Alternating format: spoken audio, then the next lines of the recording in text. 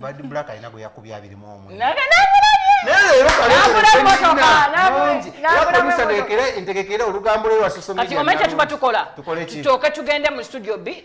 Chiye ngalina Brian Weiyz tukomewo obudde bukyali. Tutoke tulebule. Ensonga za viral task manya ni no ni simanya Victor Blues Liam Voice. Twetaga mu maturity. Tugamba katukyaze mwana mulenzi amanyiddwa nga nebyalavu nga twagala kumanya. Why do you fail to maintain relationships yet you sing on love? You seem to be knowing much. By the way, chiye nyambo mbulize Brian Weiyz about Reacheal. Tino ali robot. Nyakala mumbulizeko obuuzo obali lubuto batali. What is going on between him and her? Nali manyi bya mulala amunyigire toke mu studios BC ali mu studio B tuyambo tugambe allo tugende maso. Okay, nkwaniriza ali ku BTM Access olunaku olwaleero nga omanye enkola exclusive updates when it comes to your first priority show, that is Access.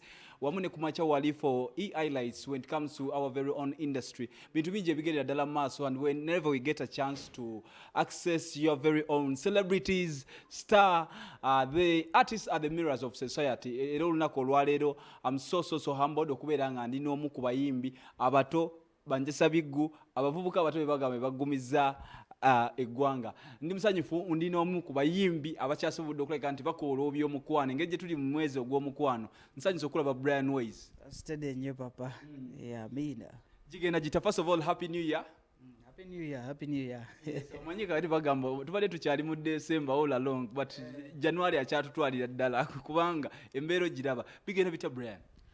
Tebigenda bubi. Wabula buli lunaku tuba tulowooza kiddako. Yes. Yeah. Okay, omwaka oguwedde kasooke twogere ku mwaka oguwedde as we close 2023. Bintu ki by'osuubira Brian Weiyz musically by'osuubira ebyasobola okulabika nti standing out? Omwaka oguwedde ebintu bye nalaba nti binstandingisa out abantu tebaabirabako. Nze yekka yabirabako.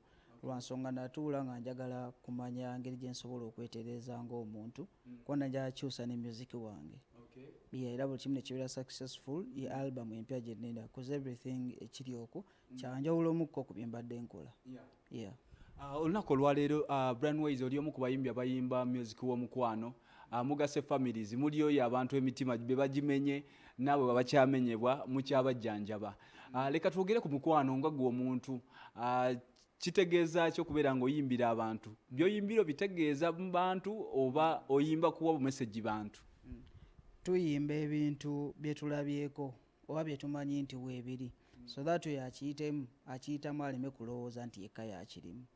Era kuba buli wawulira oluyimba lwagamba siri nzekka okitegeera. So n'ebiseera ebisinga teweevumanga ex wo mwebaze bwebaza cause eyo just jjane gy'oyitamu so that bonna atuuka ku mutuufu omanye ekyokukola. Yeah. Brian Weiyz ebiseera ebisinga bagamba ba celebrities oba ba stars ebiseera ebisinga ebintu by'omukwano bibasumbuwa. However much mumanyi engeri gye mubiyimbako mubiwoomesa ne mulowooza mmwe bakabaka baabyo naye nga mu butuufu bwabyo ebiseera ebisinga namwe bibasobako. Mu mawulire tusiiba tubirabako kyemanyi nawe obiraba. Olowooza omuyimbi kiki ekisinga okubalabika nti kibasumbuwa when it comes to relationship issues? Nga ffenna bwe tumanyi Katonda enamba ennene n'enamba era emanyi sitaani nayo nnene. Ndi teri ayinza bannyonnyola mu butuufu bwabo oba teri ayinza kubeerawo mu bulamu n'akola ebyo bye baagala akole. Kyekyo lwaki aterawo n'omukisa ogwetonda nga tusobezza. So bwe kiri mu mukwano titugumanyi tumanyi n'ekituufu ekyokukola naye gwe okukikola it takes a lot. So we preach about love naye ekituufu ekitulimu omutima gwaffe kye gulowooza naffe kye tukola. Bwegera kunja nga simanyi bwekasanyusa mukazi manya nga sisanyusa mukazi wange kiba kitegeeza nina ebinnemu okukola si nti sibimanyi mbimanyi kozi mbirabye. Firimu naffe zitulaga batubuulirira tuyimba ennyimba kwegamba bintu bingi ebibeerawo okulaga ekituufu ekyokukola ne Bible weeri okubuulira ekituufu ekyokukola naye tosobya. So you cannot be perfect just because you know something. Yeah. Okay, as far as your genre is concerned ekika kya music kye muyimba nja kutunuulira nti mwabavubuka bamwe abasobodde okulabika nti olunaku olwaleero music wammwe yoyo music abantu gwe bawuliriza ne bawa paying attention n'abali ow'emyoyo nga wenze nkyogera olunaku olwaleero when you see your industry abayimba omukwano mabegakawo nalaba abavubuka be muli nabo mu nsiike yemu unknown Victor Rose bagundi nga beekubagana nzasinga olowooza music gwe muyimbira mulimu okusinga oba mulimu position z'okusinga oba kiva ku content gwoteekera eri mu bantu? Abavubuka abo nze siyinza kulowooza nti oba nina ne wendi kubbo. Siri muvubuka bo be bavubuka, nze ndi muntu mukulu aye ne wemba nyimba sina gwe nyimba kusinga ate siswakera kukya ne neebala nti nina layini yaabwe gye ndi mu amunoti ndi walala nnyo gwe batali kozi mbaddewo nga tebaliiwo ate ng'era wendi wadde weebali so sirina kinja kuboogerako sirina kye mbamanyiiko kiri awo era ne mboozi yange nja kubajja musaagala mboogereko kye simanyi wabula ndowooza nti Brian Weiyz sirowooza Brian Weiyz byonna byakola bibye ne baba music ayimba we talina gwa competinga. I'm there to make fans happy. Basebo ne banyaba batulaba ku BTM tuli ne Brian Weiyz omu ku bayimbi abasobodde okulabika nti music mumu receivinga and genuinely for a test of time basobodde okulabika nti approving a point still standing. Leka twogere ku 2024 musically nga bw'oyimiridde ndabye olunaku olwaleero tutuukidde February olunaku olwaleero ennaku z'omwezi 6 music mungi nnyo music bamuta. Brian Weiyz gwe oyimiridde otya musically? Musically nze ng'omuntu nina oluyimba baluyita Kisse ate ng'engeri lutambulamu simbi oba okitegeera nga bwe naggambye nti nze neetunuulira nga nze ntuuseewa oba okitegeera sagala kulowooza nti nina gwe nwanagana naye wagu competinga naye nja kuva ku mulamwa njagala nnyo n'oyo atunda naye ajja agambe Brian Weiyz akoze gundi akoze leka twerabe nti tuli mu kukola thani okweraba nti twerwana.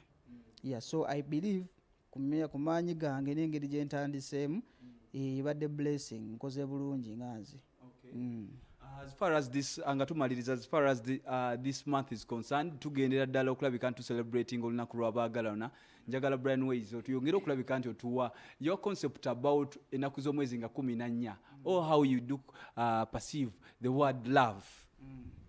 Nze ndowooza love kutegeera love si mutima wabula kutegeera oba okitegeera kozi negolooza nti omwagala enkyokera n'omukyala naye ate wali omugambye nti okola ki omwagala love kumanya Valentine oba okwogera ekigambo nti kwagala si mutima wabula kutegeera asobola oba kyali oba maama oba omuntu omulala yenna era baba mukyalawo n'oba nga ogamba nti ono mwagala oba wamutegeera wabula si nti love kubanga ojakeera ku nkya omukyawe oba obeere naye ebbanga lyonna so yagala nnyo gw'otegedde dani okwagala olw'ebyo ebikuli okumpi oba ebisanyusa amaaso go.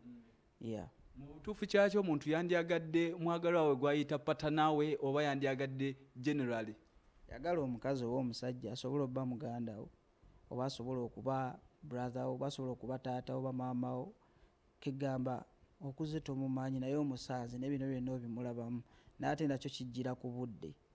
Omuntu yenna bw'oba owulira nga osobola okumuwa obudde n'omwagala tolinda kukola bingi kukooya bafaana tukozesa mitima ate emitima gikoowa okitegeera gikoowa okulaba kye twagala naye okugamba nti nkwagala budde nakwetegeera.